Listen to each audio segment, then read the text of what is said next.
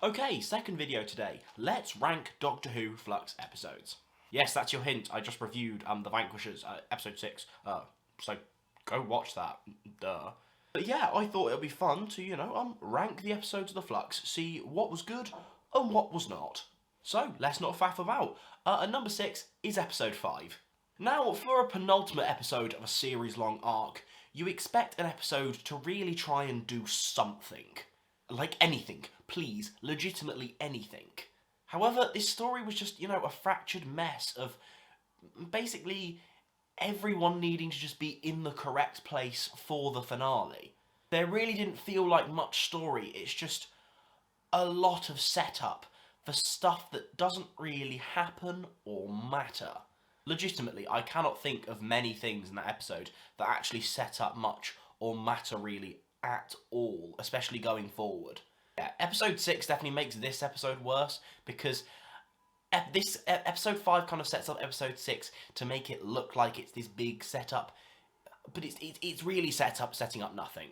At number 5, I'm gonna go episode 3. Now, if I'm honest, this was actually quite a tough choice between my next one.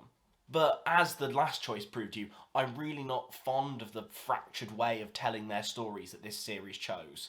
Because obviously this episode tries to, have some stakes, but tries to go, into the, the characters and their backstories a little bit more. But it doesn't do any of it really that successfully. It certainly doesn't tell us any more about Yaz or Dan that's particularly interesting. It sets up some cool stuff with Vinder, but then Vinder doesn't do really much all season, so you're kind of setting him up for nothing. And it's setting up some stuff with the Doctor, but again, we don't really get any reveals, and this episode feels very filler in the context of the whole series, because it's setting stuff up that doesn't happen. Actually, having explained that to a camera, that could actually be my least favourite episode of the series. It had some fun with the division, that's all I'll say. Number 4, I'm gonna have to go episode 6. Because I do genuinely admire this episode and the way it did, genuinely try to do something. With like the splitting of the Doctors and the Sontarans and giving some answers. It tries. It really does try. And while there are definitely some triumphant moments, not only does this not feel like a finale, like you could feel like the Flux event could go on for like a few more episodes and you wouldn't be surprised because this doesn't feel like an ending, but it just doesn't feel satisfying. And I do give it some props for what it does try and do, and I think it does some great stuff with the Sontarans and Jericho, but it's a little bit naff. At number 3, I'm going to go episode 1. Now again, my choice between 2 and 3 I swap back and forth from. But I will go episode 1, and I think these top 3 are quite good. I also do think there is a clear director problem, because tell me if I'm wrong, but obviously 1, 2 and 4 are my favourites of this series, and they were done by one director, and 3, 5 and 6, the ones we've just done, are a different director, and my least favourites were directed by the same person. So let's hope they don't get employed again, because they haven't done good enough this series. But episode 1 does a good job of setting things up. Maybe I look at this episode with fond memories, because maybe this was when I believed this series could be good. I think it does some lovely setup stuff. This episode, even though Dan is not very well utilised throughout the series, I think it has quite a lot of fun in setting him up, and he's a really good character. It throws in some Easter eggs, it does some great setup stuff, and it sets up our villains, and at this point we are really scared of those villains. This episode in itself does a great job of making Swarm and Azor feel, like a bit of a threat. It does a good job of making the Flux seem like a threat.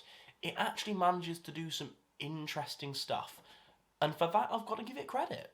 However, it is just a setup episode, and if I'm taking away points from other episodes for setting up things that don't really count, I kind of have to take that away a little bit here.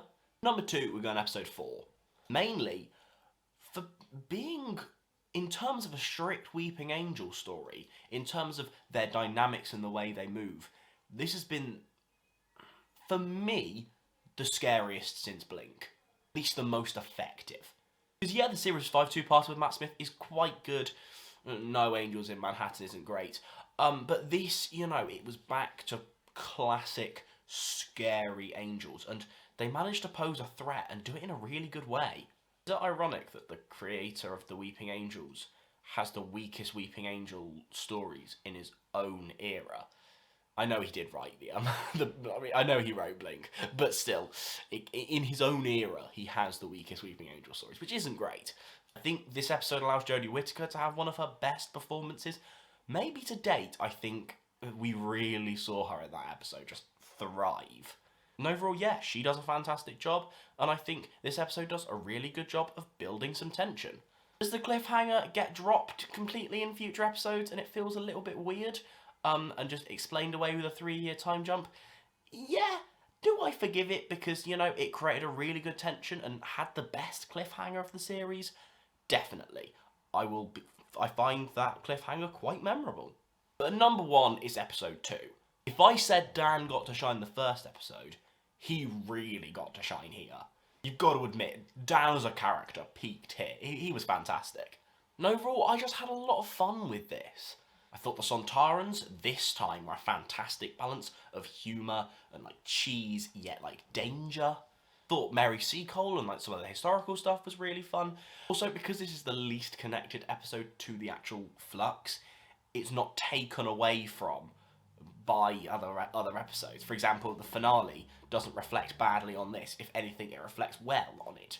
So yeah, that was my ranking. I'd love to hear some in the comments below. Also, not 100% promising, but I'm 90. I've got him to agree to do it. Hopefully we can sort it out. Me and a friend are going to be doing a little Doctor Who Flux podcast where we just talk it all through, really see what we thought. I haven't really talked to him about what he thinks, but overall should be fun, so tune in for that. My Doctor Who Flux reviews are going to be in a playlist in the card. Thank you very much, and hopefully I'll see you soon. Subscribe or die.